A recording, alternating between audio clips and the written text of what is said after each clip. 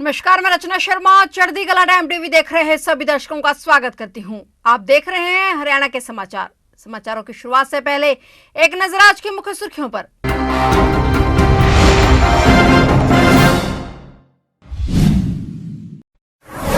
नूंह में राज्य स्तरीय राजा हसन खां मेवाती शहीदी दिवस समारोह में पहुंचे मुख्यमंत्री मनोहर लाल। समारोह में सीएम मनोहर लाल ने किए कई ऐलान। कल 10 मार्च को किसानों का रेल रोको आंदोलन। अंबाला में धारा 144 शंभू और खनौरी बॉर्डर पर डटे हुए हैं किसान। साक्षी मलिक बोली, बनना चाहूंगी कुश्ती संघ का अध्यक्ष। साक्षी मलिक ने अध्यक्ष बनने की जताई इच्छा, कहा मैं अनुभवी और पढ़ी लिखी।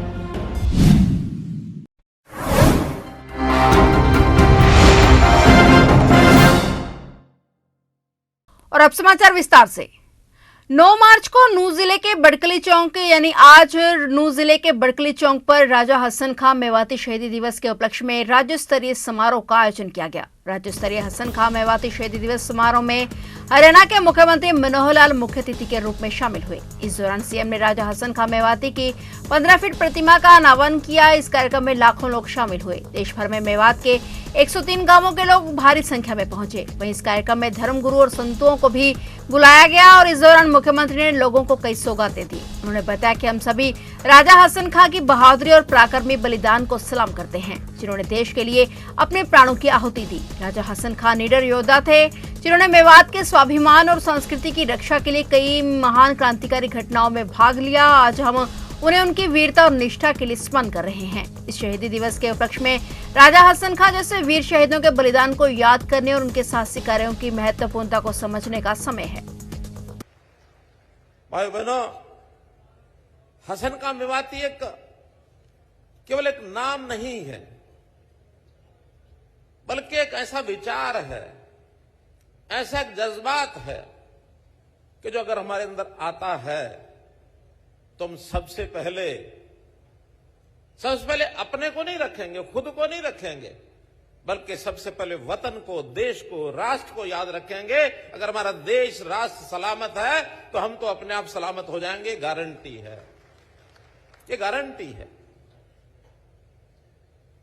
तो मित्रों, एक कसक जब भी मैं मेवात में आता था मेरे मन में रहती थी कि मेवात का इलाका जब मैं देखता हूं तो न मालूम पिछली सरकारों ने वर्षों तक यहां के लोगों को एक वोट बैंक के नाते तो उपयोग किया, लेकिन इस इलाके की खुशहाली के लिए, इस इलाके के विकास के लिए मैं नहीं समझता कि जब से हरियाणा बना और 2014 से पहले किसी ने कोई सद्बुद्ध ली होगी। नहीं ली।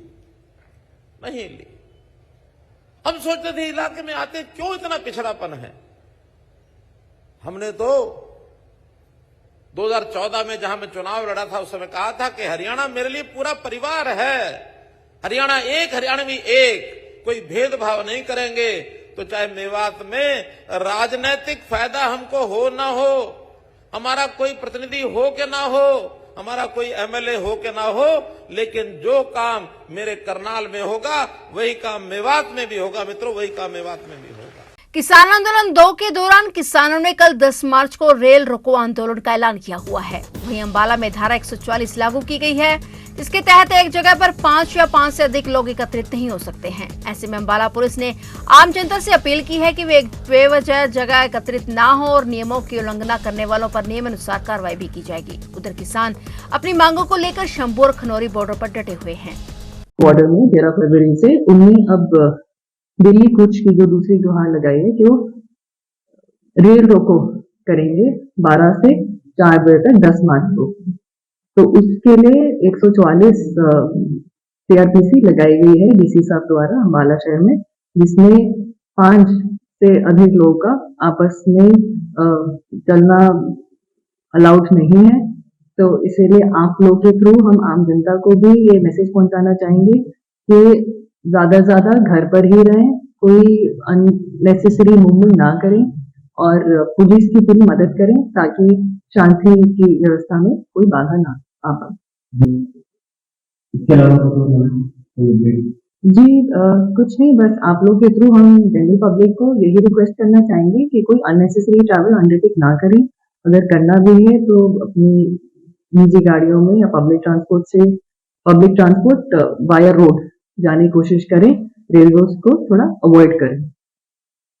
जेजेपी के प्रधान महासचिव दिग्विजय चौटाला ने कहा कि 13 मार्च को हिसार में होने वाली रैली से जेजेपी लोकसभा चुनाव कैंपेन की शुरुआत कर देगी। यह रैली जेजेपी की ताकत को भी दर्शाने का काम करेगी। उन्होंने कहा कि गठबंधन में चुनाव लड़ने का फैसला दोनों पार्टियों की लीडरशिप ने करना है। यदि दोनों पार्टियों ने गठबंधन में चुनाव लड़ा तो भी जेजेपी तैयार है, और यदि अकेले चुनाव लड़ना पड़ा तो उस स्थिति में भी पार्टी 10 की 10 लोकसभा सीटों पर चुनाव लड़ने को तैयार है। दिग्विजय चौटाला ने कहा कि आज के दिन देश में एनडीए पूरी तरह से मजबूत है और सीट शेयरिंग पर अगर सही हो गई तो 400 पार के नारे को भी हम पूरा कर लेंगे। उन्होंने कहा कि देश में लोकसभा चुनाव का बिगुल बज चुका है। 13 मार्च को चौधरी अजय सिंह चौटाला के जन्मदिवस पर हिसार में जेजेपी एक बड़ी रैली करने जा रही है। ऐसे में सीटों की गिनती से भी यह तय हो जाएगा कि किस पार्टी के साथ कितनी संख्या है। बिग बॉस ओटीटी विजेता यूट्यूबर एल्विश यादव का मारपीट करने का वीडियो वायरल हो गया है। मारपीट का वीडियो पूरे दिन सोशल मीडिया पर ट्रेंड करता रहा। एल्विश यादव और उसके साथियों ने पीड़ित युवक के साथ सेक्टर 53 में स्थित साउथ पॉइंट मॉल में मारपीट की थी और शिकायत पर सेक्टर 53 थाने में पुलिस ने आईपीसी की धाराओं के तहत मामला दर्ज कर जांच शुरू कर दी है। मामले में पुलिस ने एल्विश यादव और उसके साथियों को आरोपी बनाया है। आरोप है कि एल्विश ने उन्हें जान से मारने की धमकी भी दी थी और सागर ने आरोप लगाया कि उन्होंने शराब भी पी हुई थी। पूरा घटनाक्रम वहां लगे कैमरे में कैद हो गया। पुलिस मामले की जांच में जुटी हुई है।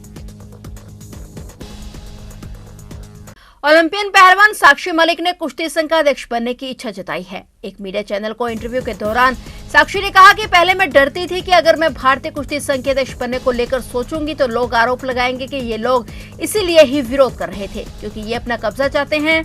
अब मैं कहूंगी कि हाँ, मैं संघ की अध्यक्ष बनना चाहती हूँ। साक्षी ने कहा कि उसे मौका मिला तो वे जरूर कुश्ती संघ को संभालना चाहेंगी। हालांकि साक्षी ने आम चुनाव लड़ने से इनकार कर दिया। साक्षी ने यह भी कहा कि अध्यक्ष बनने पर कई बदलाव करेंगी।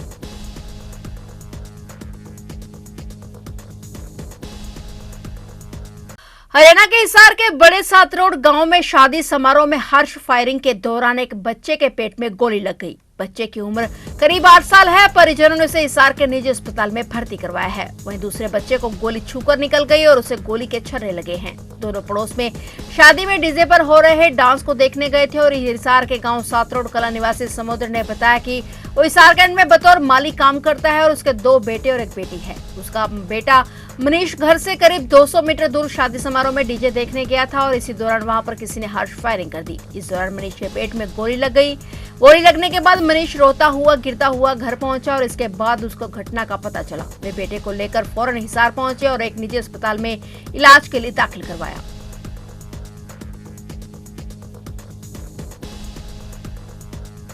हरियाणा में अंबाला की नारायणगढ़ थाना पुलिस ने गांव लाहा में अफीम की खेती पकड़ी है और पुलिस ने गुप्त सूचना पर आरोपी के घर पर रेड की। आरोपी ने अपने घर पर ही अफीम के पौधे लगाए हुए थे। गिनती करने पर 190 पौधे मिले जिन्हें पुलिस ने उखाड़ दिया है। आरोपी ने सोशल मीडिया पर देख अफीम की खेती करनी सीखी थी और वहीं आरोपी को पुलिस ने गिरफ्तार कर एनडीपीएस एक्ट के तहत मामला दर्ज कर लिया है। 29 वर्षीय आरोपी सरबजीत पेशे से ड्राइवर है। आरोपी कहीं से बीज लेकर आया था और उसके बाद अपने घर के आंगन में खेती शुरू कर दी थी। पुलिस ने आरोपी सरबजीत को गिरफ्तार कर लिया है।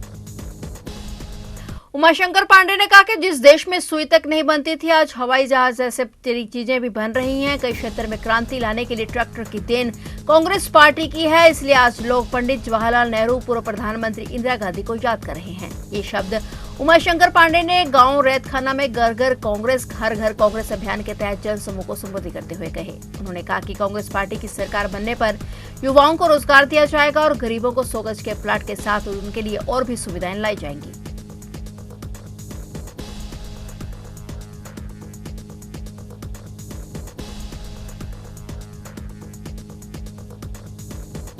आज का ये कांग्रेस पार्टी का घर घर अभियान वो आदरणीय राकेश कंबोज जी जो इंद्री हलके के पूर्व विधायक भी रहे हैं, उन्होंने इसका संयोजन किया और उन्होंने इस गांव में हमको आने का मौका दिया।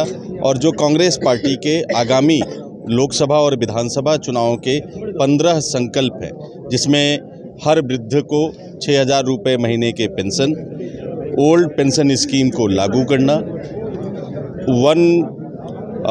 एक गांव में जो भी हमारे जितने भी गरीब हैं उनको 100 गज का प्लाट और 2 कमरे बनाने के लिए 3.5 लाख रुपए।